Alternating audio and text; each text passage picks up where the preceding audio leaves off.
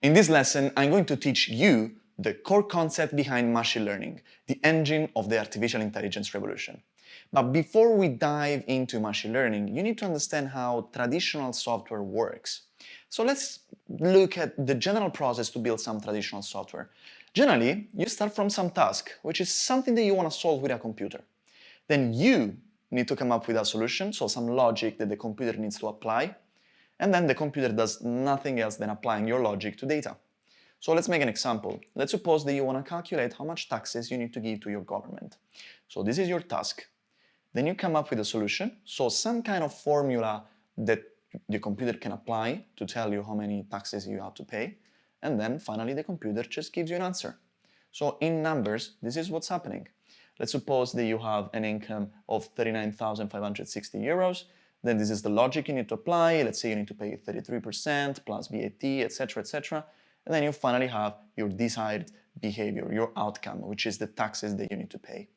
Now, the question I have for you is, do you think this can work with any kind of problem? Do you think we can solve any task with this kind of approach? Well, let's make another example. Let's try to think about this.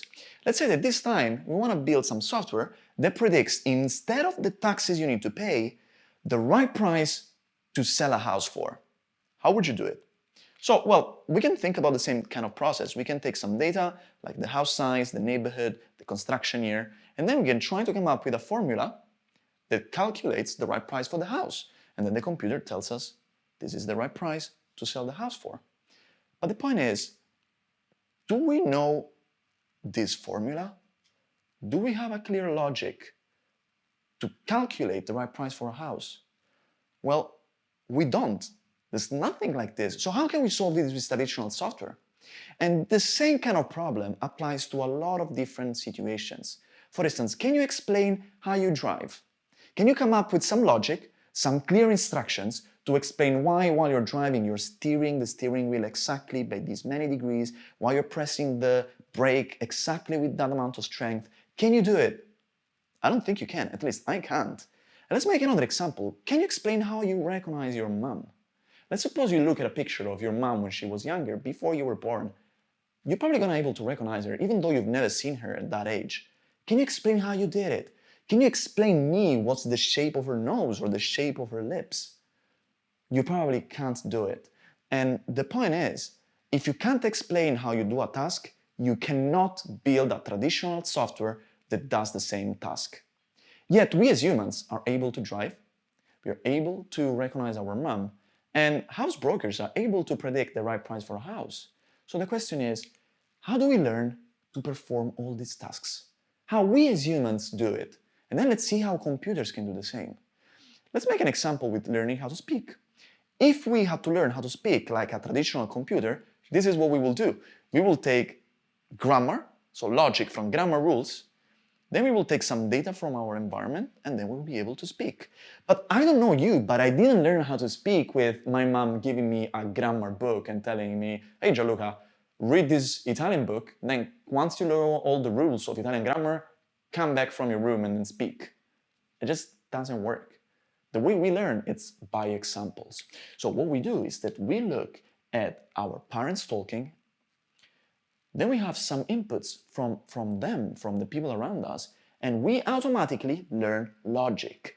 Think about this.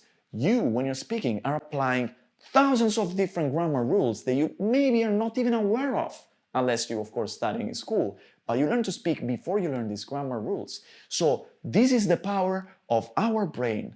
We learn from examples. We are able to extrapolate rules and logic using our powerful brains just by looking at different examples. So now the question is, can we do the same with a computer? How will this look like if a computer can do the same? Let's go back to the house price example. Let's suppose that we have some data about different houses. So we know that there's this house that is 60 square meters, it's in the city center, and it was built in 2010. This one is 350 square meters, etc., etc. And we know the price that each one of these houses was sold for. Well then, what machine learning does is, you take these two pieces of data, you feed them to a computer that has machine learning algorithms in it, and all these machine learning algorithms are going to basically extrapolate rules like our brain does, so that it can predict the price of a house based on its characteristics.